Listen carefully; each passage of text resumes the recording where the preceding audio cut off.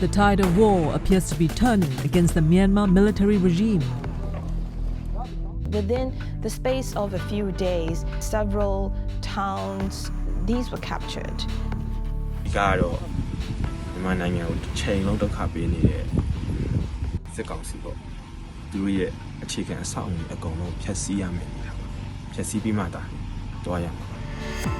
As Myanmar's humanitarian crisis continues,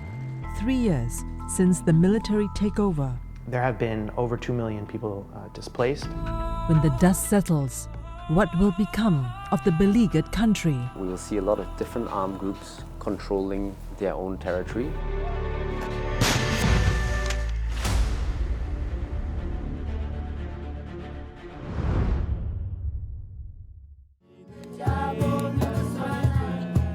Karenni State, eastern Myanmar. Somewhere in the mountain terrain, these young people are out under the stars, keeping warm by the campfire. It's Christmas, a time to gather and be merry. While the holidays are a break from school or work for most young people, here, things are different. These youths are rebel soldiers from the Urban Revolutionary Front, embroiled in a deadly civil war against Myanmar's military government, whose forces are a mere 32 kilometers away.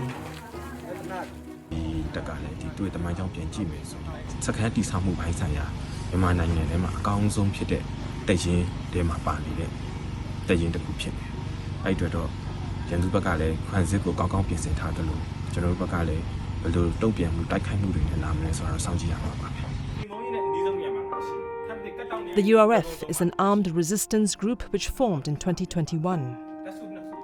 The military toppled Myanmar's elected government in February of that year on the grounds that it subverted the election.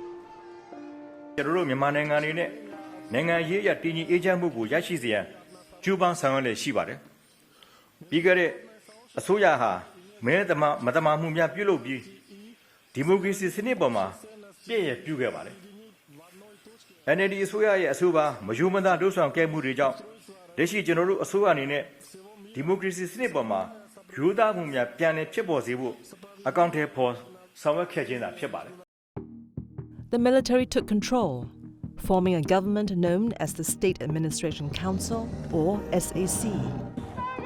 Since the coup, the SAC has waged deadly battles against the armed resistance groups throughout the country. One report estimated that almost 7,000 civilians have been killed and another 2,600 injured in months after the coup, although numbers are likely higher. In fighting the junta,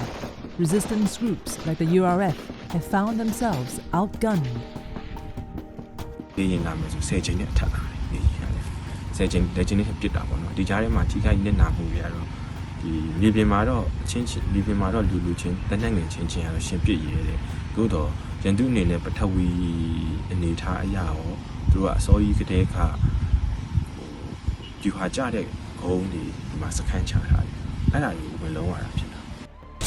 The rebels and the military traded blows for over 2 years, neither side gaining much ground. Then, on October 27, 2023, a dramatic turning point. Rebel forces launched Operation 1027. So 1027 is an offensive by the Three Brotherhood Alliance, which comprises the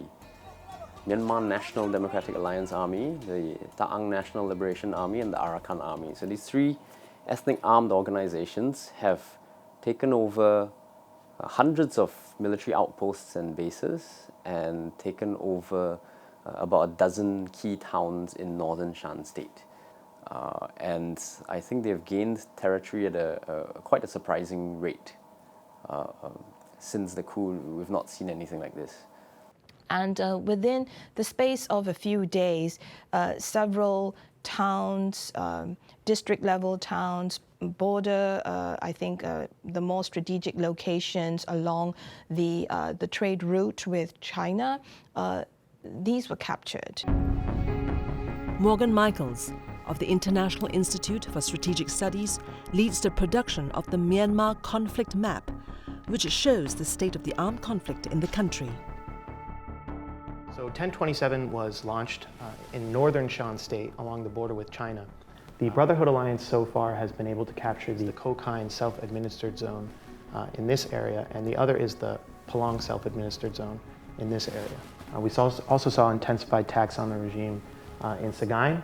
and then of course one of the members of the Three Brotherhood Alliance, the Arakan Army, has launched its own campaign here in Rakhine State.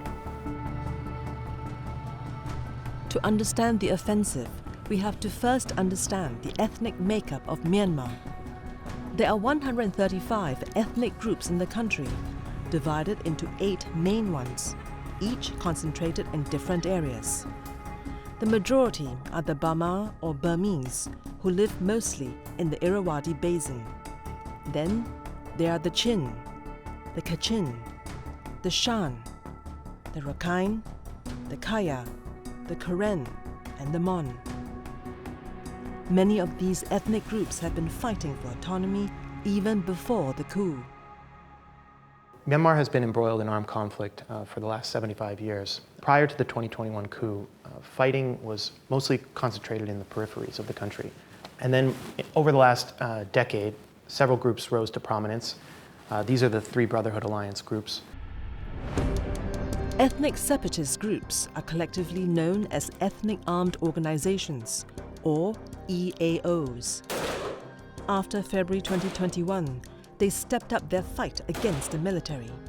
What made Operation 1027 different was how these disparate rebels came together. That folks were actually apparently working together in communication, coordinating their military and tactics. That is the impression that we're getting is the biggest change in the game. The key issue here was that it seemed that these groups that are normally working independently of each other seemed to be working in coordination with each other. And that was a surprise, and was able to, the combined numbers seemed to overwhelm the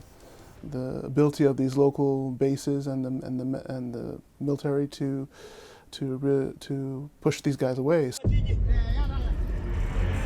By the end of November 2023, the Brotherhood Alliance claimed that over 220 military outposts and positions had fallen to the rebels. Perhaps sensing the junta's vulnerability, other resistance groups joined the fray, launching Operation 1111 on November 11. Operation 1111's main objective is to capture the Kaya state capital of Loika. And so to do this, hundreds, if not thousands, of Karenni fighters pulled themselves from the rural areas of the state and converged on the city, launching a major urban assault. And were able to capture about half the city in several weeks. Then there is one other important faction in the war. When the military took control in 2021, they ousted the democratically elected government, mostly made up of the National League for Democracy. The deposed NLD leaders fled Yangon and reformed as the National Unity Government, or the NUG. And so they formed their government and are, in a sense, a government in exile.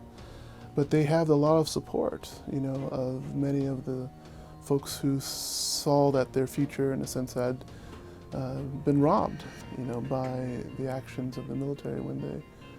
enacted emergency law in 2021.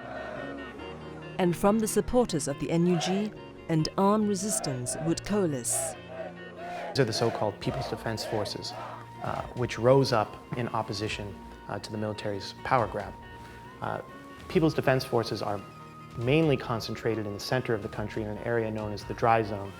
This is where the Bama majority lives. From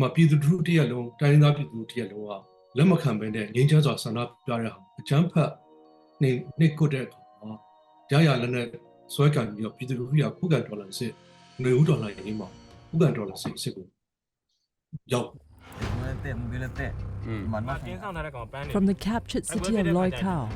28-year-old Quartet, a leader of the Urban Revolutionary Front, is planning their next move.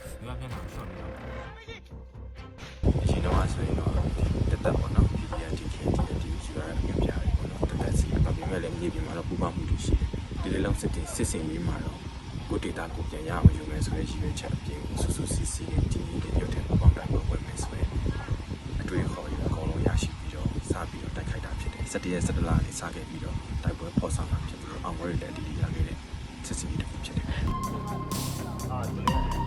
Broadly united by a common foe, the NUG and the ethnic armed organizations appear to be on the same side. But with different goals and allegiances, the real picture is a complicated one. Of the 20 or so EAOs, there are some that are explicitly aligned with the NUG, and then there are some who keep quiet about it, but in spirit aligned with the goals of the NUG. And then there are others who are more interested in safeguarding their own autonomy and are less involved in the contestations between the NUG and the SAC. For the PDFs, there are hundreds of PDFs under the direction of the NUG's Ministry of Defense, and there are also lots of smaller local defense forces that are inclined to stay in their own area and protect their own civilians from raids from the SAC or the Myanmar military. ကျွန်တော်တို့က NUG အောက်ကလည်းမဟုတ်တခြားဒီ EAO လည်းအောက်ကလည်းမဟုတ်ဘူးပေါ့နော်အဓိကကတော့မြန်မာနိုင်ငံကိုတစ်ချိန်လုံးဒုက္ခပေးနေတဲ့စစ်ကောင်စီပေါ့သူတို့ရဲ့အခြေခံအဆောက်အအုံတွေအကုန်လုံးဖျက်ဆီးရမယ်နေတာပေါ့ဖျက်ဆီးပြီးမှတာတွားရမှာပါ Nonetheless, according to some reports, the combined NUG and ethnic fighters number over 200,000. This outnumbers the military's 150,000 troops. Pretty much all of the groups that are fighting the Myanmar military regime share a common interest in either defeating the regime or at least seeing it significantly weakened or removed from politics. And so that is a unifying common ground across the broad opposition movement in the country. This common goal has given the resistance success in the recent months. But how long can this last?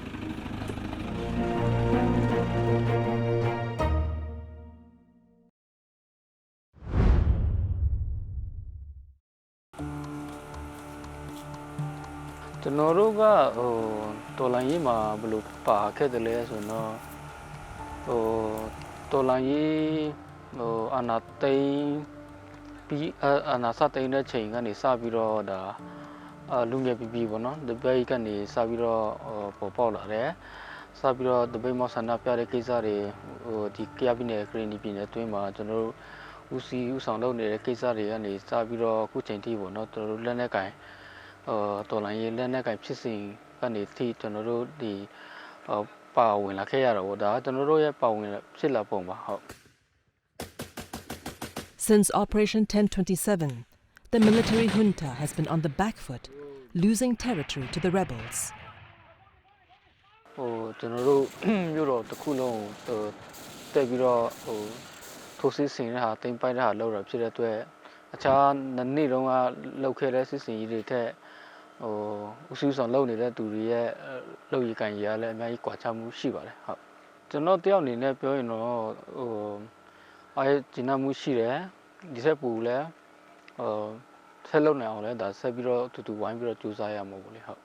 Well, there are several significant factors behind the Brotherhood Alliance's success. First of all, these are not new armed organizations. These are experienced insurgent outfits that have been fighting the military off and on for the past decade and a half. So there's a lot of experience that these groups have. Also, the Brotherhood Alliance, since the 2021 coup, did not openly join the armed opposition movement to the new regime. Instead, they sort of abided by an informal ceasefire with the regime and laid low. And during this time, they were arming, recruiting, preparing, and planning. Currently, the junta's might is consolidated in the central plains, around urban areas like Yangon and Naypyidaw. The rural parts of the country are where the military is being pushed back.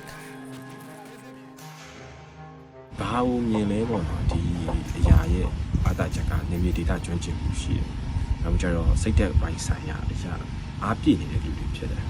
။ အခန့်ချင်းစိတ်ရှိတဲ့လူရဲဘော်တွေအကုန်လုံးတူတူရှိကြတယ်အဲ့ဒါကြီးရဲ့စိတ်ကတစ်ခါတည်းမှပေါင်းစီသွားပေါင်းလိုက်တဲ့အခါမှာအင်အားကြီးမှပါတယ်ဆိုတော့တစ်နှစ်မနိုင်တဲ့တစ်နှစ်တောင်ကန်ရင်းနဲ့တောင်မှတစ်နှစ်တောင်မှမချေမုန်းနိုင်တော့တဲ့ရန်သူဘက်ကတစ်နှစ်တောင်မချေမုန်းနိုင်တော့တဲ့အရာတစ်ခုကတော့စိတ်တက်ပါစိတ်တက်တဲ့ဒေတာကိုကျွမ်းကျင်မှုဒီကဒေတာပေါ်မျက်နှာမှု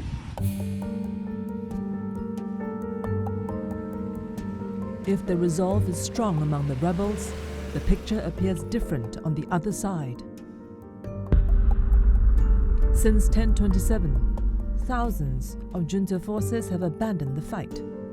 Some fled across the border to neighboring countries, while others defected and joined the opposition.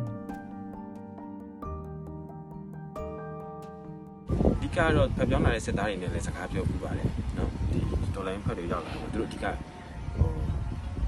ပြည်သူမလို့ခြင်းတဲ့အရာကိုအတင်းကျပ်ကြီးစောက်ကင်ထားမှုသူစိတ်ပင်ပန်းလာလို့ပြောင်းလာတာဖြစ်တာနောက်ပြီးကြတော့လေသူတို့အနေနဲ့ဒီတက်ထဲမှာဆက်ဆံပုံနေနဲ့ဖိနှိပ်မှုတွေကိုမခံစားနိုင်တဲ့အတွက်သူတို့ထွက်လာတယ်လို့ထင်တာပါ ဖက်ပြောင်းလာတဲ့သူတွေကရှိတယ်ကျွန်တော်တို့စီမှာလည်းရှိတယ်ပေါ့နော်ကျွန်တော်ကြိုင်တဲ့စီမှာလည်းရှိတယ်ဆိုကျွန်တော်တင်တဲ့တိုက်ပွဲမစခင်တည်းကလည်းပြောင်းတဲ့သူတွေအများကြီးရှိတယ်လို့တိုက်ပွဲကာလရောက်မှလည်းပြောင်းတဲ့သူတွေရှိပါတယ် In terms of the military, of course, there's stories of dissension and changing in the ranks and low morale. When the army sees itself as being the protectors of the country and they're seeing that many of the people of the country don't see them that way, it's got to be a very difficult position to operate in. The military's, it's being challenged across the country, so its forces are overstretched, and its strategy has been to try to hang on to static territories, and so it's been unable to pivot to mobile operations or other fighting styles that may have been more successful. From a broader perspective, the military seems very weak, and it seems potentially beatable, probably for the first time since the coup. In this battle of attrition, who comes out on top will depend on which side can fill their war coffers. So, where are the rebel groups getting their funds? The newer opposition forces are relying on crowdfunding and donations. But the more established ethnic armed organizations are more tied into the country's long-standing conflict economies. They operate a number of businesses. Some of them could be hotels, even in regime areas, but there's also a lot of resource extraction in Myanmar. And there are also some illicit economies related to the drug trade. A report by the United Nations Office on Drugs Crime say that since the coup in 2021, there has been a surge in synthetic drug production in Myanmar.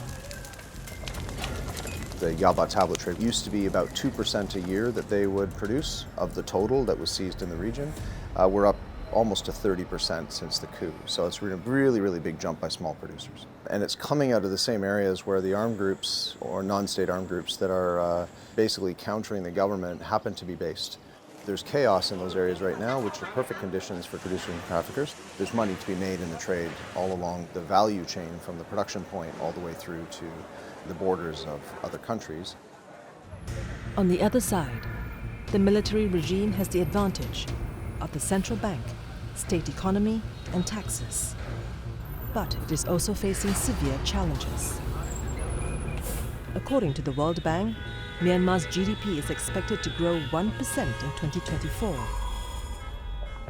The US and EU have collectively issued some 7 rounds of economic sanctions. The value of the currency, the kyat, has plummeted.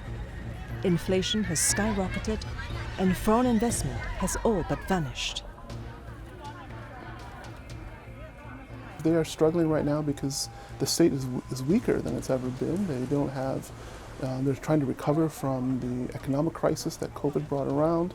So they're already operating at a disadvantage. But the second thing that are also operating at a disadvantage is also in the sense that the state itself, the civil service personnel, has been severely weakened, with many of the civil servants and so forth stepping away from their offices and their roles, either out of protest or out of fear or whatever. And so the state isn't operating either at the capacity. There have been rising costs of living, inflation, power cuts have increased. The cost of fuel has skyrocketed as well in recent months. And behind the scenes, one power broker could tip the balance: China.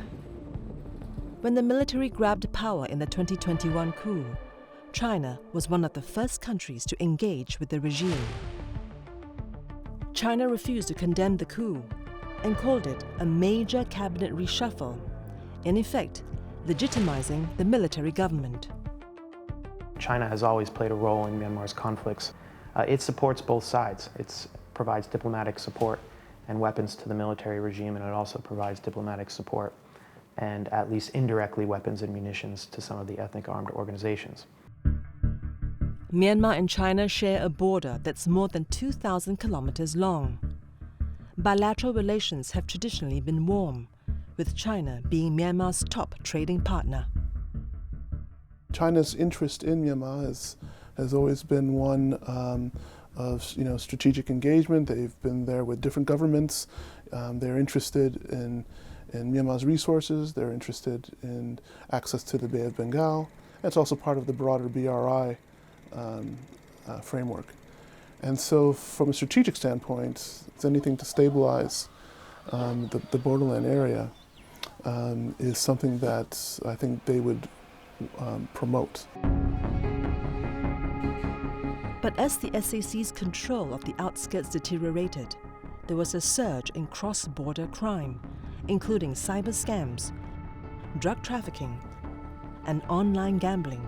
of which Chinese citizens were the victims. There has been an issue, which has become a thorn in the side of Beijing, are these scam centers across the country, but especially in northern Shan State, where tens of thousands of foreign nationals, including Chinese nationals, have been trafficked into slave-like conditions and forced to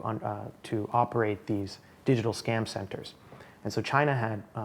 protested these, asked the regime to crack down on these, and the regime essentially did not comply. With the success of Operation 1027, observers looked for signs if China has turned its back on the regime. Despite speculations, Beijing has maintained it was not involved in the fighting. 刚才我已经清楚表明，中方的作用很清楚、很明确，这就是我们敦促缅甸有关各方立即停火止战，维护中缅边境的安全稳定，这就是中方发挥的作用。I think that the Chinese would have known of the operation and that it was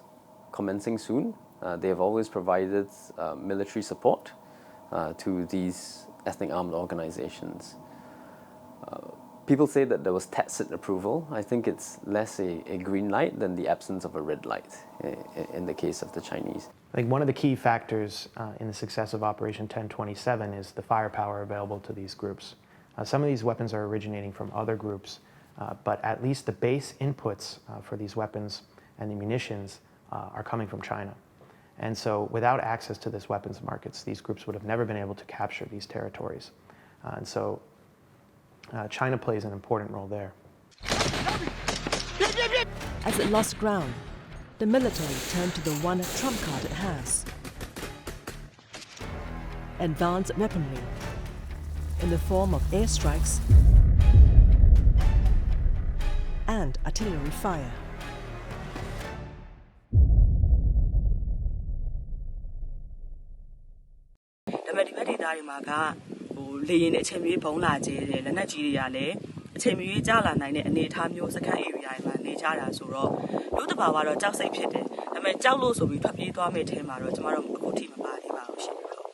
Sadly, tragically, of course, the Myanmar military's response has been to use more aerial power, and that has very sad and unfortunate consequences, of course, on many communities who are kind of caught in the crossfires of the conflict areas and displacing even more people. The humanitarian crisis in Myanmar is spiraling. The UN Refugee Agency estimated that almost 2 million people are displaced within Myanmar and another 1 million have fled the country. And the burden is falling on its neighbors.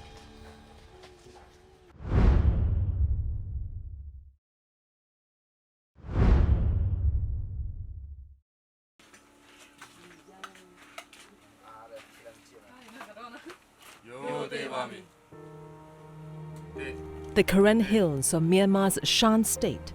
serve as a base for some members of the Karenni Nationalities Defense Force. It's a new group, formed after the 2021 coup. The KNDF scored victories in the recent months, capturing several major towns, including the regional capital, Loikao. 21-year-old Paliat joined the KNDF about a year ago. He's the only child of a single mother. မိသားစုကသူများတွေလိုမျိုးစစိုးလေးမရှိတော့အမေတယောက်ပဲကြံတော့အမေကတော့မတားဘူးပေါ့နော်တားလို့လည်းမရဘူးဆိုတော့သွားပါဒါပေမဲ့ queue ဆိုင်ပြီးတော့သွားပါဆိုပြီးတော့အဲ့လိုမျိုးမှာခဲ့ပူပါတယ်ကျွန်တော်ဒီအရှိမရောက်ပြီးတော့ကျွန်တော်တငယ်ချင်းလဲပါတယ်ကျွန်တော်တငယ်ချင်းလဲဟုတ်တယ်လို့ကျွန်တော်ရဲ့တက်စုမှုတယောက်လဲဒီကိုရှိမှတဲ့ခြေပြပေးစားနေရတဲ့အချိန်မှာကျွန်တော်တယောက်နေနဲ့ငိုယိုဖို့လဲအဆင်မပြေခဲ့ဘူးနော်ရှိတဲ့နေရာမှာဆိုတော့ဒါပေမဲ့ကျွန်တော်ကြောက်စိတ်လဲဝင်ပါတယ်ဒီနေ့ဒီအချိန်ထိရောပဲဒီလိုမျိုးအဖြစ်ဆိုးမျိုးပေါ့နော်ကျွန်တော်ထပ်မကြုံရစီလို့ချင်ဘူး As the fighting rages on in Myanmar, ordinary citizens are caught in the crossfire. The UN Refugee Agency reports that many have left their homes and escaped to other parts of the country. They are known as internally displaced peoples, or IDPs. There have been over 2 million people displaced. The military has burned down upwards of 70,000 homes across the country. There is a very serious risk for IDPs of being caught up in the fighting in the crossfire, but also of being hit by airstrikes. And we get news of casualties from airstrikes almost every other day. 69-year-old Dormyam is from Mae Kaye village, one of some 4,000 villages in the Kayin state in the southeastern part of Myanmar. She's lived in the village her whole life, raising chickens and farming the land, until last March, when the fighting reached her area.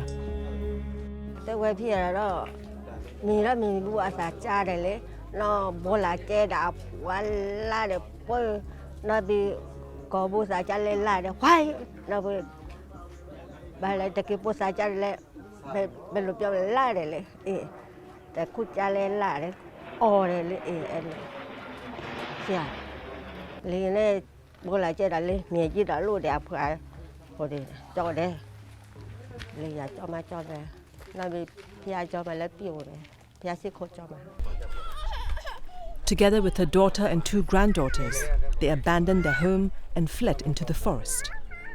With over 40% of the country covered by forests, the trees provided cover from bombardment.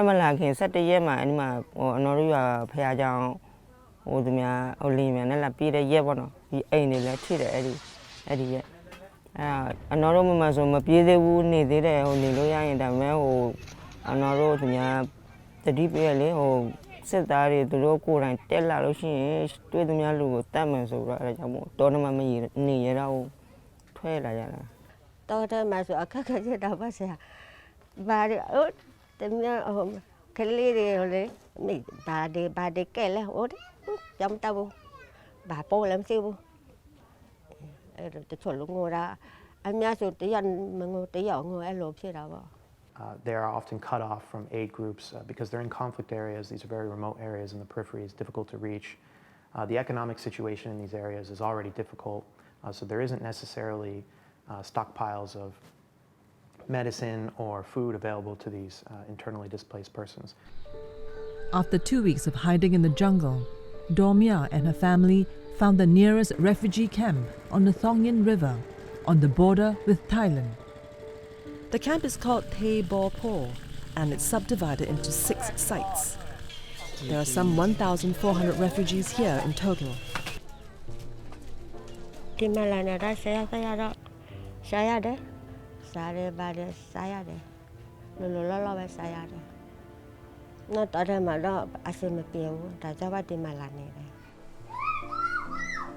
When we talk about 1 million displaced people, what that means to everyday people is not being sick and not having the medicine, being hungry and not having the food, being thirsty and not having the water, not being able to go to school for kids, not taking care of your basic hygienes and diseases and so forth, building on top of that. Wawa Ai is a medical doctor in the same refugee camp as Dormia. There are 15 medical staff, including 3 doctors. He started working in the area in December 2021, when it wasn't even a refugee camp then. ဒုက္ခသည်စခန်းတော့မဟုတ်သေးဘူးဒီလိုမျိုးပြေးပြီးတော့ချောင်းကမ်းနားမှာပြန့်ကျဲပြီးတော့လူတွေကပြန့်ကျဲပြီးတော့နေနေရတဲ့အချိန်မှာအဲ့မှာကျွန်တော်က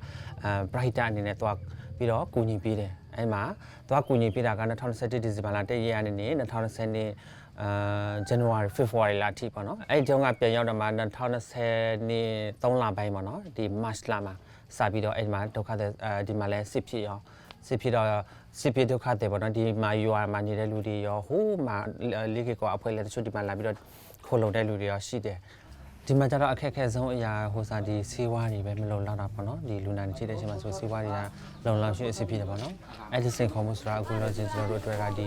ဆေးဝါးမလုံလောက်တာလူနာတွေကြည့်ရတာအဆင်ပြေပေါ့နော်အဲ့ဒါအခက်အခဲဆုံးအရာတစ်ခုပဲကျွန်တော်တို့အတွက်ကဒါပေမဲ့စီတော့မဖြစ်ဘူးညင်ညင်အခုလောလောဆယ်အနေထားကြတော့ဘာမှမဖြစ်သေးဘူးပေါ့နော်ညင်ညင်စစ်စစ်လေးနေရတယ်ကျွန်တော်ဒီစီပြေဒုက္ခတွေရောဒီမှာဒေတာခန့်တွေအကုန်လုံးအေးစစ်စစ်နဲ့လောက်ကန်စားတော့လို့ရသေးတယ်ဒါပေမဲ့ဟိုဘယ်လိုခေါ်မလဲအကြောင်းစရာကောင်းဆိုအဲ့ဒီလေးမျိုးတခုတည်းဘူးမသိဘာမသိနဲ့လာပြီးဆိုရင်အုံတိုင်းကျဲတာမျိုးပေါ့နော်အဲ့လိုမျိုးတော့ကြုံရတာရှိတယ် While the fighting has not reached the big cities, living is also proving difficult. 56-year-old Tantan and her family moved from her village to Yangon 2 years after the 2021 coup. ကွာခြားသွားတာပေါ့နော်ကွာခြားသွားတယ်ဆိုတာကတော့အခုနောက်ပိုင်းကတော့ရှာစားရတာပို့ပြီးတော့ခက်ခဲလာတယ်ကုန်စည်နှုန်းတွေမြင့်မားလာတဲ့အတွက်ကကျမတို့မိသားစုကအစားလောက်ယုံတော့မှမနေရုံးကန်နေရတယ်ပေါ့အဲ့ဒါနဲ့ကလေးတွေအကုန်လုံးကတော့ကြောင်းသားလိုက်ရတာရယ်ဟိုကိုဗစ်တုန်းကတစ်ခါနာအခုတစ်ခါအာနာသိန်းတော့တစ်ခါနာဆိုတော့လုံးဝပညာရေးနဲ့အဆက်ပြတ်ပြီးတော့သူတို့ကလုပ်ငန်းဝင်တွေကိုအရွယ်မတိုင်နဲ့ရောက်သွားကြပြီပေါ့နော်ရတဲ့အလုပ်တွေလုပ်ကြရပြီပေါ့သူတို့တွေလုံခြုံမှုကတော့ဘယ်နေရာမှမရှိတော့အခုကပို့ဆိုးလာတာပေါ့အိမ်မှာဆိုလို့ရှိရင်လည်းမနေ့ပိုင်းဆိုလို့ရှိရင်လည်းဟိုပါပေါ့ဟိုမနေ့ထမင်းထားချက်ရင်တော့မှပဲတချို့ပြောတန်ကြတာပေါ့ထမင်းထားချက်ရင်နဲ့နောက်ဖေးပေါက်ကဝင်ပြီးတော့ဓမြဝင်တိုက်သွားတယ်လို့တိုင်မယ်ဆိုပြန်တော့လည်းတိတိကျကျနဲ့တိုင်ပြီးတော့အရေးတယူနဲ့လိုက်ပါဆောင်ရွက်ပေးမဲ့သူဆိုတာမရှိဘူးပေါ့နော်အဲ့လိုမျိုးတွေနဲ့ဆိုတော့လုံခြုံမှုအားတော့အရင်ထက်ဆလို့ရှိရင်တော့ပို့ဆိုးသွားတာပေါ့နော် The humanitarian crisis has also spread to Myanmar's neighbors. The country's shared border with Thailand is some 2,400 kilometers long. While it has 20 official checkpoints, most of the border is porous. Thailand hosts over 90,000 refugees from Myanmar. About 45,000 of them arrived after the 2021 coup. The Thais, having instability and civil war on your border is not something that you're going to be looking forward to it. Thailand is one of the largest trading partners with Myanmar. This has got to be hurting their economic situation as well, not to mention the communities that move back and forth across a very long border. So a lot of this displacement is more around northern Shan state. The displacements that is closer to the Thai borders in Karen and Karenni states as well. The Thais have always allowed civil society to operate along its borders quietly. I think Thailand is absolutely essential to the future of Myanmar, not just because it shares that border, but there's a need for a lot of humanitarian assistance to come across that border. But what is the future for Myanmar? When the dust settles, what will be left of what was once Asia's richest country?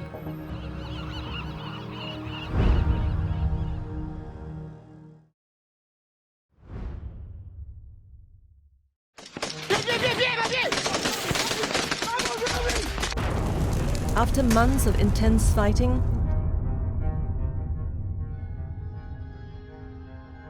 the new year has brought some semblance of peace. On January 12, 2024, the military regime and the Brotherhood Alliance announced a ceasefire. So the ceasefire is very significant because the military agreed to it,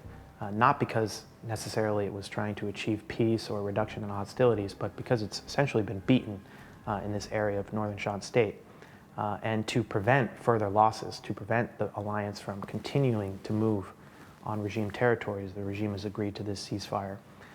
And the opposition groups also agreed to this ceasefire because they have essentially captured their objectives at this point. So မျိုးတွေဆိုရင်နောက်ဆုံး10အားရဆိုရင်30လောက်အချိန်တူတူမှာတိမ်ပိုက်နေတယ်။ပြည်သူလူထုရဲ့လက်နက်ကိုင်တော်လှန်ရေးဟာဒီဟန်ချက်ညီညီနဲ့ညီညီညွတ်ညွတ်နဲ့ညှိနှိုင်းပြီးတော့အတူတူကဆောင်ရွက်တဲ့အခါမှာအောင်မြင်မှုတွေရတဲ့အချိန်မှာစစ်တပ်ကပြိုကွဲတဲ့ဟာကိုတွေ့လာရတယ်။ရိုင်းနေပြီဆိုတာကိုတွေ့လာရတယ်။ The Chinese had a big hand in brokering the ceasefire. 2024年1月10日至11日，在中方的斡旋和促推下，缅军同果敢、德昂、若开等3家缅北明第5组织代表，在中国云南昆明举行和谈，并达成正式停火协议。双方同意立即停火止战，军事人员脱离接触，相关争端和诉求通过和平谈判方式解决。China was likely willing to see the Brotherhood groups capture their own territories. Once this problem became much bigger for the Myanmar military, China started to pressure all sides to negotiate and to reduce hostilities. Insight reached out to the State Administration Council by email for their response to the ceasefire and their plans to uphold peace. We have not received a reply. Currently, the ceasefire looks shaky. Within days of the agreement, the Tang National Liberation Army, part of the Three Brotherhood Alliance, accused the military of attacks. In Rakhine State, the Arakan Army continued to seize territory from the Junta. And outside of the Three Brotherhood Alliance, other groups are keen to keep fighting. သူတို့အားနေတော့သူတို့နိုင်ငံရေးမျိုးကိုပြန်ချင်းကပ်ပါလိမ့်မယ်ကျွန်တော်တဦးတယောက်တည်းပုံကိုရေးအရာကျွန်တော်ဆွေးနွေးခွင့်ရှိမှာမဟုတ်ဆွေးနွေးမဆွေးနွေးတဲ့တော့သူတို့ရဲ့အခြေခံအဆောက်အအုံဖြတ်စီပြစ်ကမှာကျွန်တော်တဦးတယောက်တည်းအမြင်နဲ့ဆိုသူနဲ့စကားပြောခွင့်ကျွန်တော်တို့စကားပြောချင်တာမဟုတ်ဘူးမပြောချင်ဘယ်တော့မှပြောမှလည်းမဟုတ်ပြည်သူတွေနဲ့နာပါတယ်ပြည်သူတွေနဲ့နာပါတယ်ဆိုအဲ့ဆိုပြည်သူတွေနဲ့နာမယ်ဆိုရင်အာဏာသိမ်းခင်အာဏာမသိမ်းခင်နဲ့နမ်းပေါ်မှာရက်စက်မပြစ်တတ်ခင်နဲ့ဒီကန့်လန့်ချက်တွေရှိမရှိကျွန်တော်တို့စိတ်ဝင်စားနေမှလည်းမဟုတ်ဘူးเนาะအဓိကတော့ကျွန်တော်တို့ကြွေးကြော်ထားတဲ့အတိုင်းပေါ့เนาะစစ်ကောင်စီဟိုကျွန်တော်တို့တောက်တိုင်တီးတီးဟိုချီမိုးနိုင်ရေးကတော့ကျွန်တော်တို့အဓိကလမ်းစဉ်ဖြစ်တယ် Apart from China, other external groups could hold the keys to peace. In particular, Myanmar's neighbors in ASEAN, the Association of Southeast Asian Nations. So ASEAN, I think, is the organization that has a standing and the interest to play a role in the Myanmar crisis. So I think what ASEAN can do is, as Indonesia has done in 2023, right, which is to facilitate all kinds of conversations with and between stakeholders in Myanmar. On January 29th, ASEAN held its annual Foreign Ministers meeting in Laos, where for the first time in over 2 years, the Myanmar military government sent a non-political representative. ASEAN has barred the junta leadership from meetings for failing to progress the organization's 5-point peace plan. So ASEAN's line is that it wants an all-inclusive dialogue. It wants to talk to everybody. So that's a very complex line to balance. If you are openly talking to the SAC, you may not be able to reach some of the stakeholders. If you are talking with certain stakeholders, you may not be able to talk to the SAC. There are a lot of groups that will not accept any form of discussion with the SAC. It's also not clear that the SAC at this time is a reliable dialogue partner at all. Then, in a surprise move on February 10th, the junta ordered a nationwide conscription for men between the ages of 18 to 35 and women between the ages of 18 and 27. ပြည်ထောင်စုသမ္မတမြန်မာနိုင်ငံတော် နိုင်ငံတော်စီမံအုပ်ချုပ်ရေးကောင်စီသည်ပြည်သူ့စစ်မှုထမ်းဥပဒေအာဏာတည်သည့်နေ့ရက်သတ်မှတ်ခြင်းအမိန့်ကြော်ညာစာအမှတ်29/2024 ကိုဖေဖော်ဝါရီလ10ရက်ဒီကနေ့မှာထုတ်ပြန်ပါတယ်။ The SAC is looking to shore up its troop strength. But conscription could also drive some to sign up with the rebels instead. In either case, the fighting is likely to drag, and it is difficult to say who will come out on top. Yeah, it's quite messy, the whole thing, because the resistance itself is made up of so many different groups, so different groups will see what a win might be very differently. I mean, a win by the more urban elites might be taking over the government and establishing a new constitution. That's something that's very different from what the EAOs are looking at. I think that we will not be able to see a single force or a single leader or a single organization come up to take control or to govern the whole of the country, at least for many years to come. We will see a lot of different armed groups controlling their own territory and making sure that their own territory is safe from external attacks first. Another possibility is that the military could begin to recede. In fact, we're already seeing this. Recede from the peripheries of the country, lose greater control over the ethnic states, and essentially become a rump state confined to the center of the country. And while the NUG and the EAOs are currently united by a common foe, it's unclear if this solidarity will continue once hostilities end. Many people see the NUG as the legitimate government of the country, and many see that the only way forward is for the NUG to come into power, and which would immediately, some say, would get recognition from ASEAN and other countries in the world. I'm not sure it's going to be as smooth and as simple as that. The NUG itself, it's made up of different groups being able to find consensus amongst themselves. The leadership is not even in the country, it's outside of the country, so it's an exile government. And I think if a political vacuum were to emerge, you're going to see like what you had when the British left. You had a political vacuum, everyone started fighting each other. The NUG's claims of legitimacy are its ties to the National League of Democracy, or NLD, the civilian government ousted by the Junta. The NLD had previously achieved electoral victory because of the popularity of its General Secretary, Aung San Suu Kyi. Aung San Suu Kyi was immediately imprisoned by the Myanmar military following the 2021 coup, and she remains in prison. At this time, there is no single figure in Myanmar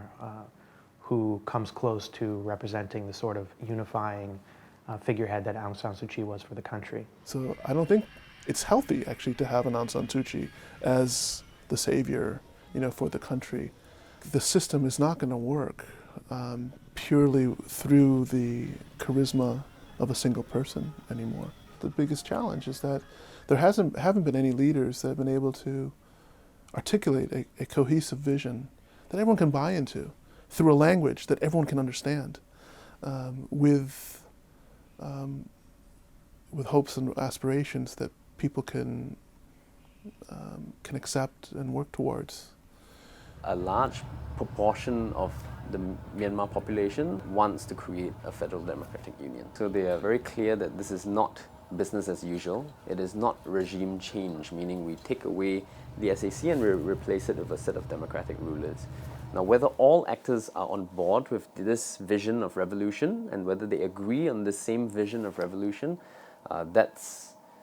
not entirely clear. For now, at least, in the borderlands of the northern Shan state, the precarious ceasefire is holding. And in this fragile peace, the people of Myanmar can dream of their own and the country's future. ကျွန်တော်ဒီရေခင်းပြီးသွားခဲ့ရင်ကျွန်တော်အိမ်ပြန်လဲပြန်မယ်ဒါပေမဲ့ကျွန်တော်ပညာတော့ဆက်မတင်နိုင်တော့ဘူးပေါ့နော်ကျွန်တော်Federal တခုထဲမှာပဲဆက်ပါဝင်ဖို့တော့မျှော်လင့်ထားပါတယ်ဗျ။ တမညာ ပြောတယ်အချင်းတွေကောပြီးအိမ်မှာပြခဲ့ဆိုပြပြီးအချင်းမကောဆိုပြမရဘူးမြန်မာနိုင်ငံမှာလူငယ်တွေဆိုပပပနေတယ်တချင်းတစ်တွေဖန်တီးတယ်ဒီပညာတစ်တွေဖန်တီးနိုင်တယ်ကျွန်တော်တို့ဟာ1900ကျော်ကတနက်ကင်ခဲ့တဲ့ဟာနဲ့တနက်တွေကင်ပြီးတော့အခုမှတနက်တွေပြန်တီထွင်နေရတာတနက်ကင်ပြီးတော့ပြစ်နေခိုက်နေရတာဒါတွေကိုကျွန်တော်ကြုံတွေ့နေရအဲ့ဒါကြီးမရှိစေကျွန်တော်ရဲ့အကြီးမားဆုံးရည်ရွယ်ချက်ပဲပေါ့